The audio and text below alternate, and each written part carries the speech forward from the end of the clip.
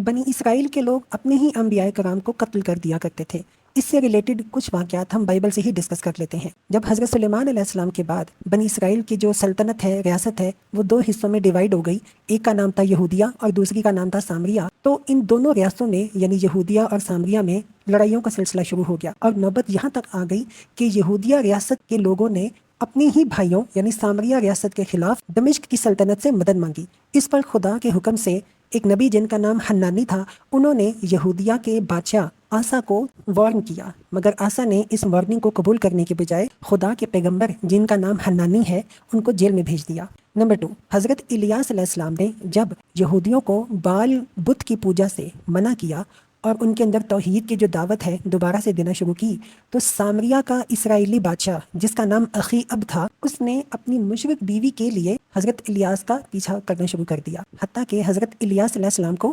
جزیرہ نمائے سینا کے پہاڑوں میں پناہ لینی پڑی۔ اس موقع پر جو دعا حضرت الیاس علیہ السلام نے مانگی ہے، اس کے الفاظ کچھ اس طرح سے ہیں کہ بنی اسرائیل نے تیرے وعدے کو چھوڑ دیا، تیرے نبیوں کو تلوار سے قتل کیا، اور ایک میں ہی اکیلا بچا ہوں، سو وہ میری جان لینے کے بھی پیچھے پڑ گئے ہیں۔ اسی طرح ایک اور نبی ہیں جن کا نام ہے میکایہ،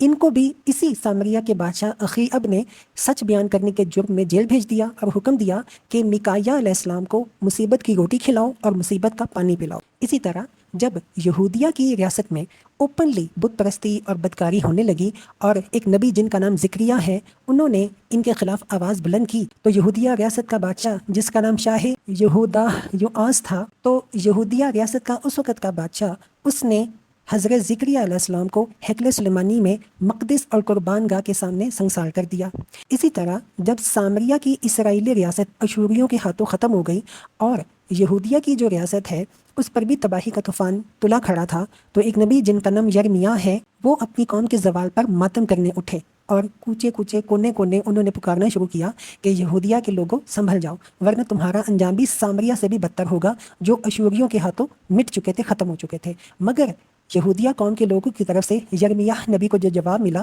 وہ یہ تھا کہ ہر طرف سے ان پر لعنت اور پھٹکار کی بارش ہوئی، پیٹے گئے، قید کیے گئے، رسی سے باندھ کر کیچڑ بھرے حوض میں لٹکا دیے گئے تاکہ بھوک اور پیاس سے وہیں سوکھ سوکھ کر مر جائیں، اور ان پر یہ الزام لگا دیا گیا کہ وہ قوم کے غدار ہیں اور باہر کے دشمنوں سے ملے ہوئے ہیں۔ اسی طرح ایک اور نبی جن کا نام آموس ہے، انہوں نے جب سامریہ کی اسرائیلی ریاست کو اس کی گمراہیوں اور بدکاریوں پر ٹوکا اور ان حرکات کے برے انجام سے خبردار کیا، تو حضرت آموس کو نوٹس دیا گیا کہ ملک سے نکل جاؤ اور باہر جا کے نبوت کرو۔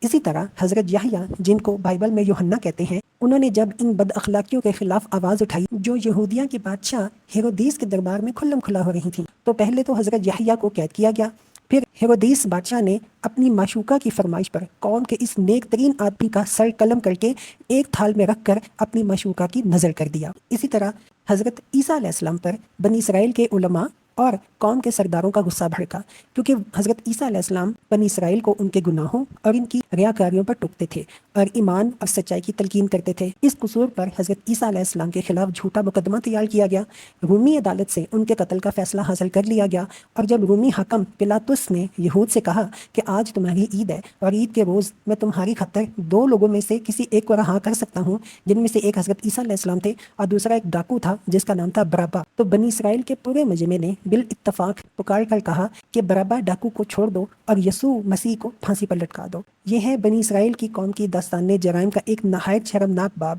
جس کی طرف قرآن کی اس آیت میں مختصراً اشارہ کر دیا گیا ہے۔ اب ظاہری بات یہ ہے کہ جس قوم نے فاسق اور فجار لوگوں کو اپنا سردار بنا لیا ہو اور اپنے نیک اور ابرار لوگوں کو جیل میں بھیج دیا ہو، اللہ تعالیٰ اس کو اپنی لعنت کے لیے پسند نہ کرتا تو آخر کیا کرتا؟ وَيَقْتُلُونَ النَّبِيِّينَ بِغَيْرِ الْحَقِّ ذَلِكَ بِمَا عَصَوْا وَكَانُوا يَعْتَدُونَ۔